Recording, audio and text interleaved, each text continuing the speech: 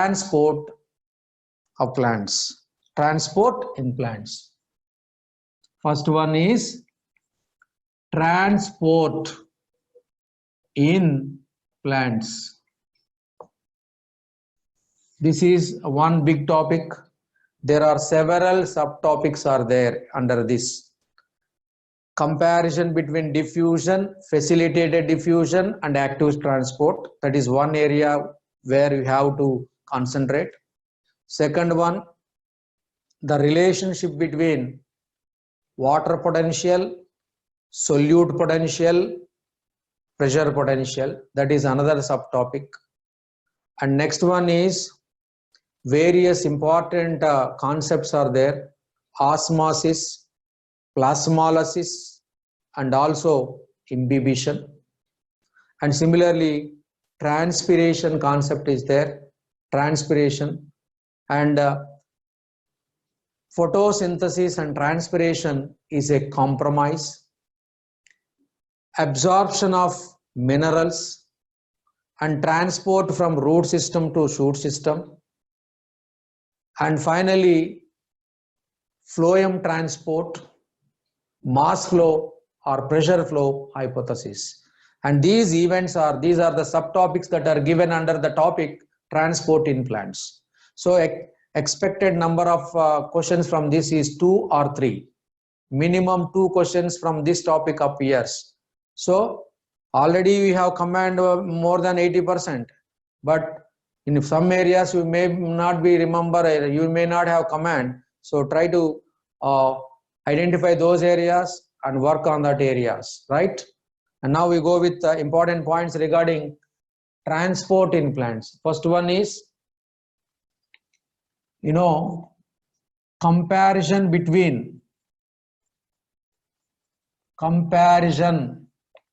between diffusion, facilitated diffusion, and active transport.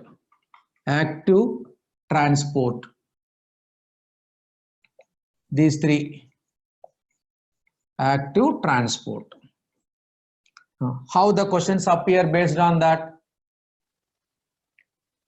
Which of the following are downhill transports? For example, diffusion, facilitated diffusion. Which one of the following is a uphill transport that require energy in the form of ATP? That is active transport. This is very important. In which of the following transport pumps are involved? Pumps transport against the concentration gradient. Active transport. Which of the transport, in which of the following transport saturation occurs? Like that. Transport saturation occurs. Active transport and facilitated diffusion. Okay. Which are sensitive to inhibitors? Active transport and facilitated diffusion. Which of the following occurs against the concentration gradient? Active transport. Like that, they have to recollect the important points. And the next one is relationship between water potential, solute potential,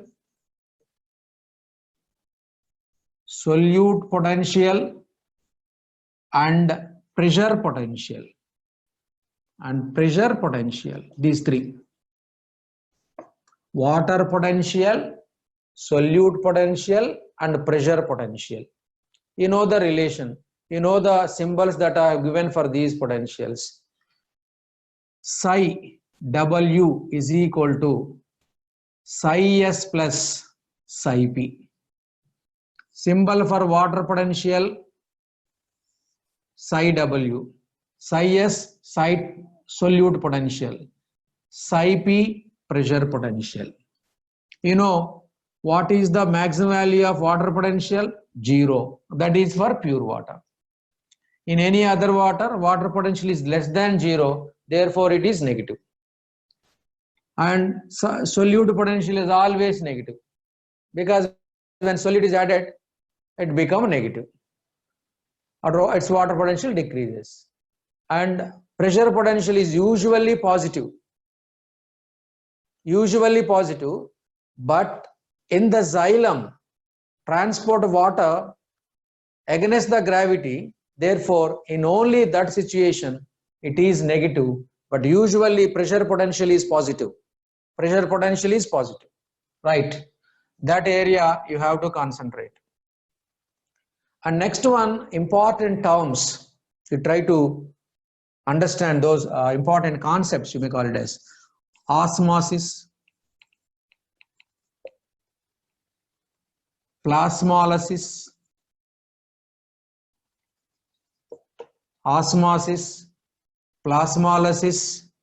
and also imbibition. Based on these concepts, the questions are also appear. You can see the previous question papers, definitely will find there. You know what is osmosis? Movement of solvent from the region of its higher concentration to the region of its lower concentration through a selectively permeable membrane is called as osmosis. Movement of solvent, I am talking about solvent, that is water, from the region of its higher concentration to the region of its lower concentration. That means osmosis occurs along the concentration gradient of solvent against the concentration gradient of solute. Against the concentration gradient of solute. That is one. Even here you have to know what is osmotic pressure, what is the difference between osmotic pressure and osmotic potential. Try to recollect all these points here. And then what is plasmolysis? Before you understand what is plasmolysis, you have to know about three important solutions, namely hypertonic solution, hypotonic solution, and also isotonic solution. Hypertonic, hypotonic, isotonic. If the concentration of the solution is greater than the cell concentration, it is hyper. If the concentration of the solution is less than the cell concentration, it is low. Cell concentration and solution concentration both are same, it is called isotonic. When a cell is placed in isotonic solution, the net movement will be zero. The net movement will be zero. But when a cell is placed in hypertonic solution, for example, in a beaker, hypertonic solution is taken into which a cell is dropped. Now, when compare the cell, the concentration of surrounding solution is more. Therefore, water comes out of the cell due to exosmosis.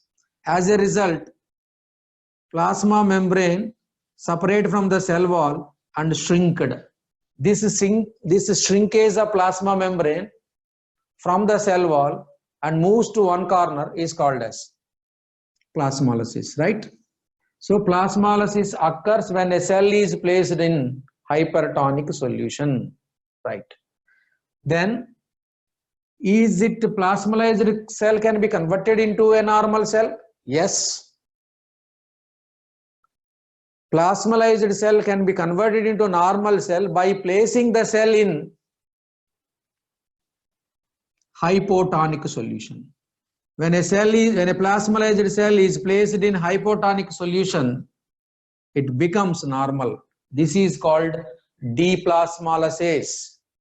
This is known as deplasmolysis. Then, you know imbibition. Regarding imbibition, you know very well. I'm not going to discuss about that. And very important one is stomatal apparatus. Stomatal apparatus. Can you say the other name for stomatal apparatus? Anybody? Stomatal complex. Stomatal apparatus is also called stomatal complex. Stomatal apparatus consisting of stoma plus guard cells plus subsidiary cells. Subsidiary cells. Okay. So stoma plus guard cells plus subsidiary cells is equal to stomatal apparatus or stomatal complex. Stoma is the gap between two guard cells, it's opening. Guard cells, kidney shaped or bean shaped in dicot, dumbbell shaped in monocots. Surrounding the guard cells, subsidiary cells are present. These are also called as accessory cells. Accessory cells, you know that. So try to remember that one. And then, is mineral absorption is active or passive? Or both? Absorption of minerals is active or passive? Both. But most of the minerals are absorbed actively. What I am telling is, some minerals are absorbed actively and some minerals are absorbed passively, but most of the minerals are absorbed by the plant body actively. Okay, right. And now, what is meant by root pressure? What is meant by root pressure? When minerals are absorbed actively into the xylem of the root, water follow passively. As a result, pressure is created in the xylem of the root. That pressure is called root pressure. So, root pressure is caused due to active absorption. Root pressure is caused due to active absorption. Root pressure is a positive hydrostatic pressure. Root pressure is a positive hydrostatic pressure. It can be measured by an instrument called manometer. It can be measured by an instrument called manometer. Similarly, what is guttation? What is guttation? Loss of water in the form of water droplets from the margins and tips of the leaves in certain plants during early morning, where temperature is less, humidity is more, is known as guttation. Simply remember, loss of water in the form of droplets from the tips and margins of some plants, particularly grasses, during early morning is called as guttation. Is called as guttation. Don't confuse with guttation and transpiration, both are different. Guttation is different from transpiration. Guttation takes place through a special type of tissue called hydathode. It takes place through a special type of tissue. That tissue is called as hydathode. Okay. And finally here, you know very well, plants absorb minerals mostly from the soil. Some mineral elements are mobile and some are non-mobile. So what are mobile elements and what are immobile elements? Mobile elements, you know already that some elements, when the plants become senescent, old age, senescence, the elements are withdrawn from those parts and migrated to the younger parts where they require through the phloem. Such elements are called mobile elements. The elements which move from senescent part to the younger parts. As a result, symptoms first appear in older leaves. And these elements are mobile. Examples are nitrogen, potassium, phosphorus, and sulfur. Nitrogen, potassium, phosphorus and sulfur are mobile elements. And some elements, they cannot move because they are the structural components of membranes. Therefore, they cannot move from senescent parts. Therefore, symptoms first appear in younger leaves. The best example for that is calcium. This question appeared so many times in previous question papers are there. If you look at that, so many times this question appeared in examination. Okay, right. So, mobile elements are nitrogen, potassium, phosphorus and sulfur. Immobile elements are calcium. That's all. And finally, loading of phloem.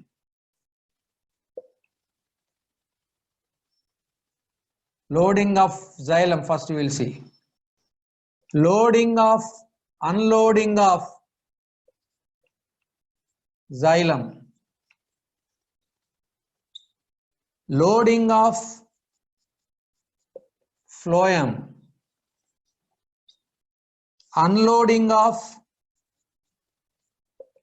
phloem. See here. Loading of xylem, unloading of xylem, loading of phloem, unloading of phloem. Loading of xylem is active. So ions, minerals actively absorbed mostly into the plant body. So loading is active. Very important. Loading is active. Then unloading of xylem. In the vein endings, you know very well, this is a leaf. Here these are the vein endings, nothing but tracheids. Here they release ions. They release minerals here by a process called diffusion. Therefore, diffusion is a passive process. Diffusion is a passive process. Loading of xylem takes place by diffusion. Unloading of xylem by active transport, right? So these two are very important. Similarly, loading of phloem. Loading of phloem. What is loaded in the phloem? Food material. Food is in the form of mainly sucrose. So sucrose is transported from area where it is synthesized to area it is required to store. So the place where food is synthesized is source. Okay. Source is usually leaf. Sink is usually root. So transport from source to sink. This was explained by pressure flow hypothesis or mass flow hypothesis. Pressure flow hypothesis or mass flow hypothesis. Loading of phloem, unloading of phloem. So this loading and unloading and transport takes place according to the pressure gradient. The difference of pressures is called pressure gradient. That pressure gradient drive the movement from source to sink. Here, loading is active. Loading of food occurs in the phloem at source, that is in the leaf. And unloading occurs at the sink, that is usually root. It is also active. It is also active. Okay. However, you should remember the source-sink relationship is variable. Source-sink relationship is variable.